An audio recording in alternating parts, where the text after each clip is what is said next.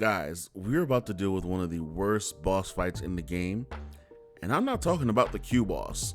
No, this boss fight is against the last boss of the story quest, Dread Legion. So of course first we're going to talk about the Dread Legion Echo, and I am so glad I got this Echo on the first kill, because I will not be going back to fight this guy for anything else. Anyway, the Dread Legion Echo is triggered by causing damage with abilities. It increases your ability power by 25% for 10 seconds. That's pretty massive. It has a cooldown of 45 seconds, so it's kind of a turn off on that part, but 25% for 10 seconds is pretty massive. You can drop your ultimate on top of that. If you could do any combos, especially with like a person like Silo, oh my god, that would be beautiful. So normally when you get into the first area the first time, you're going to encounter two mobs, a flying one and a walking strike style mob. You're going to have to kill the flying mob, and it's going to drop a white bomb. It's like an orb. You're going to have to pick it up and hit the strike mob, and that'll place that on that mob. When you put that on that mob, it's gonna take some time to explode. It's gonna prime, and when it explodes, it's gonna kill that mob. That shows you the mechanic. Now, as you saw, I was taking little bits of damage all the way through, and then when I jumped off the platform and I didn't hit the landing, I fell through and then came back around and died. If you're not careful, that's gonna happen a lot. Now, the reason you're taking little bits of damage is because once you enter the fight, you're in the boss's gaze. If you're not within the boss's gaze, you will take damage throughout the fight. Now, you see the little white orb there? That's the orb I'm talking about. Once you get that, you have to hit one of the strikes, or that orb is going to blow up on you and kill you automatically. Now, you're going to notice when the strike has that orb on it, it's going to move faster. Without the orb, they kind of amble towards you, but with the orb, they're speeding towards you. That's because if they hit you back, you get the orb back, and you're pretty much playing a game of tag at this point. So your job, of course, is to kill the flying one, get the orb on the ground, grab the orb, hit the strike, and stay away from the strike while avoiding the boss's attacks, while staying within the boss's range, while avoiding the flying thing's attacks, and kind of just staying alive until you get all of the strikes dead. So one thing you can do is you can actually kill all of the seer, which are the flying mobs. Kill all of them, grab the bombs one by one, and put them on each strike, and just like run away from all of them at once, so that way the boss can kind of just deal with itself when it goes down all at once. Now, I don't know if that'll bug anything, because I have bugged this boss a few times in this run specifically, and it didn't really react well to the way I bugged it. And so you can see here I have that one last strike left. I'm waiting for it to explode.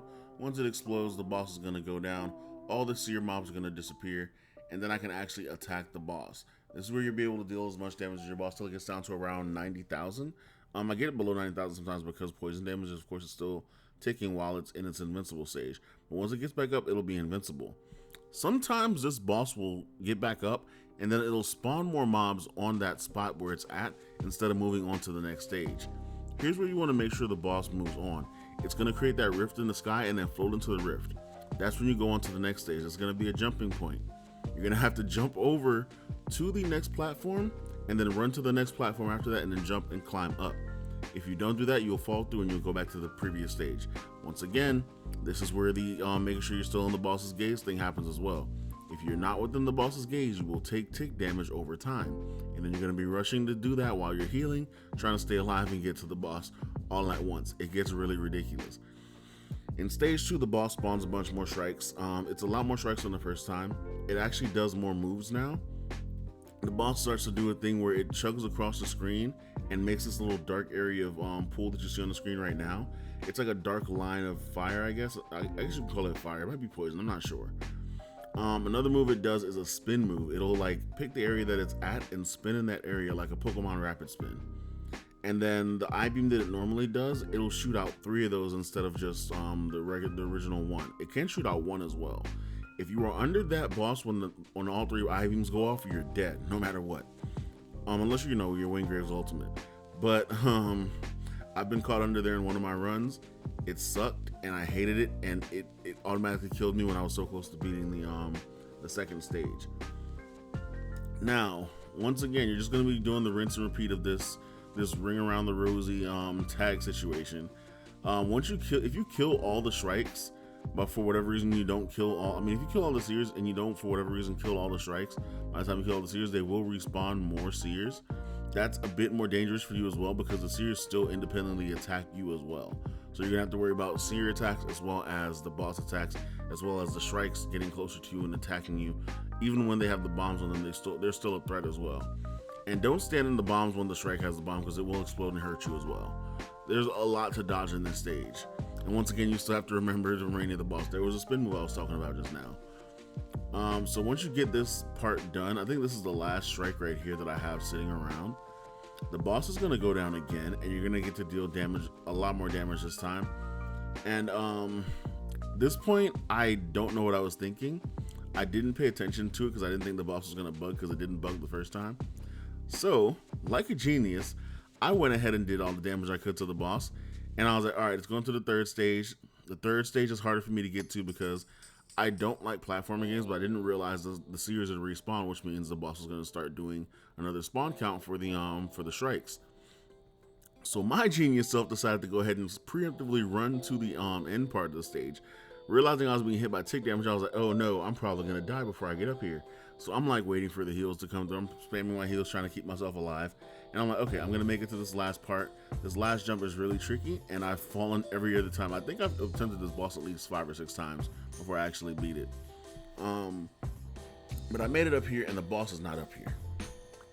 And I'm thinking, okay, he's taking his time to get up here, and I'm losing a lot of health. He needs to hurry up. The boss is not up here. So I go back to the edge, and I look down, and I see the strikes and the seers down there, and I'm like, oh no, he's back down there. So I try to jump off, and I missed the jump. Well, I barely missed the jump. Makes me fall, and remember, when you're falling, you're still losing HP. So I had to come back in, quickly heal, use another one of my heals, and you see the boss kind of over there just taunting me at the same time. I'm kind of like, okay, yeah, I got you. So, in all my great wisdom, I decide I'm gonna chance it one more time. I probably have like 2 more jumps in me that I can try to make it before I die. So I take the jump, I make it, and I continue to fight the boss. Somehow, this is the run that I actually beat the boss, even though I went through all that just now. The boss is supposed to be, that's supposed to be the 3rd stage I-beam. It's doing it on the 2nd stage. And this is where it gets ridiculous, because then I realized also that the boss's radius of where you have to be in is actually smaller. So on the 1st stage, it's pretty big. The 2nd stage is a little bit smaller. The 3rd stage, it's at a very small point around the boss, and you have to stay within that area. And I'll show you what I mean when we get to that. But I have to go ahead and kill all these strikes again, which was ridiculous because I only get to take off a little bit more HP when it goes down again before I have to go ahead and transition back up to the 3rd stage once again. But that was probably my fault. I should have paid attention when I was down there. I should have made sure the boss went through the portal instead of going all the way up there and like dealing with all that again. But it made for a learning experience and made for good content for the video. So I guess it's okay on that part. But you see all the stuff you're gonna have to dodge while this is going on. As long as I'm glad they give you these warning bubbles of where the attacks are gonna be, because if they didn't, man, we'd be in a lot of trouble. Once they put in like a hardcore mode, I'm pretty sure they'll take that stuff out, and then you'll have to realize where the boss or where the enemies are gonna attack on your own, and it's gonna be a lot more hectic for people that aren't adept at this type of situation. And so I think I have one more strike left here. And yeah, that's pretty much it for this one. Just gotta hit the strike and then let it explode. Then I get to deal a bit more damage to the boss again.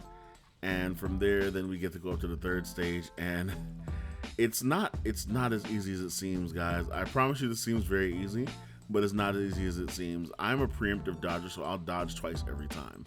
Like, I'll dodge to make sure I get out the way, then I'll dodge again, because I know my dodge is an iframe to make sure that I get out the way for that dodge. Now, when the boss gets up and does that, that actually does damage to you. Stay away from the boss whenever you knock it down and it gets up, because when it gets up, it will do damage. So you see it goes up into the little rift in the sky there. Now I gotta rush to the 3rd area again.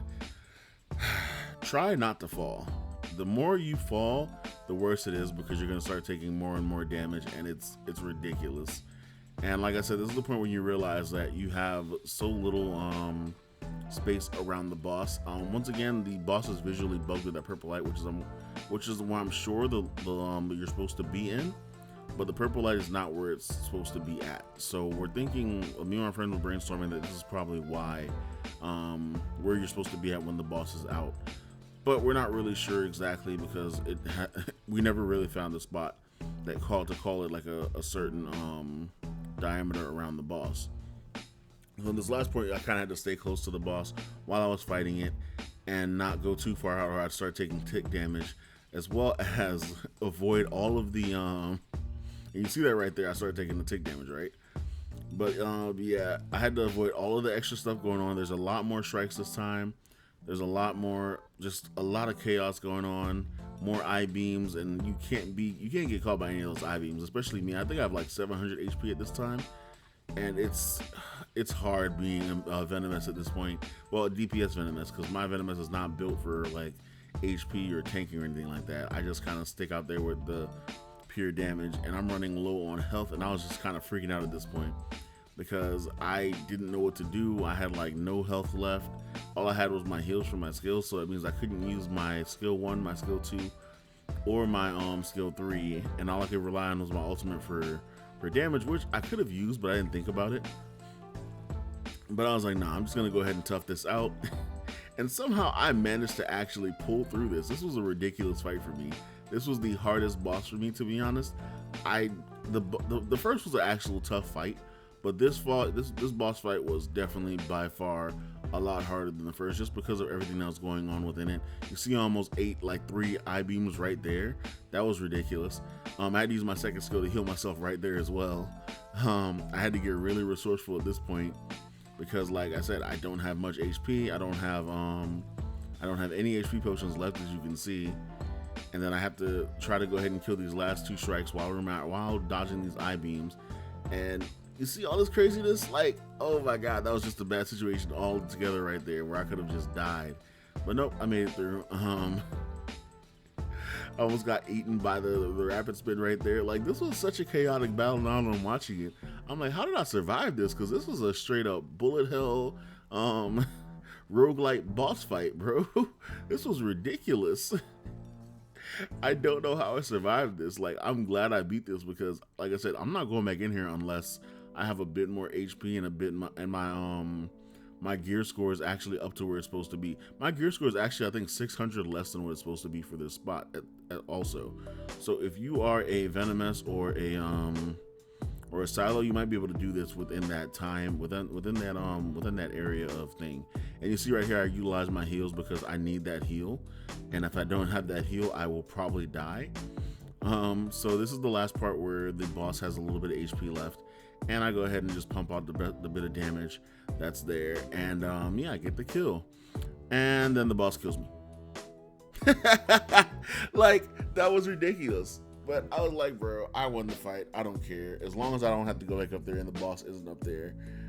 Again, just bugged out, then I'm fine. But that's pretty much the whole fight. Let me know if this helped you guys out, if you were entertained by this or not.